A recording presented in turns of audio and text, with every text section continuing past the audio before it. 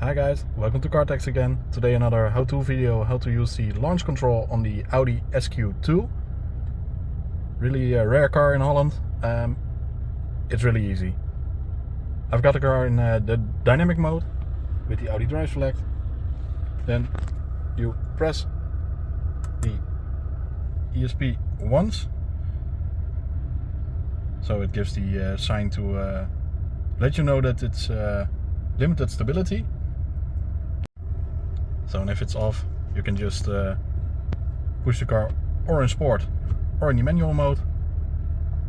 Left foot on the brake, right foot on the gas,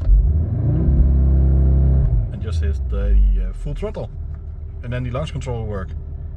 In comparison to the T-Roc, this car doesn't say that the launch control mode is activated, but it works and it's real quick. So thanks for watching guys, and see you next time. Bye.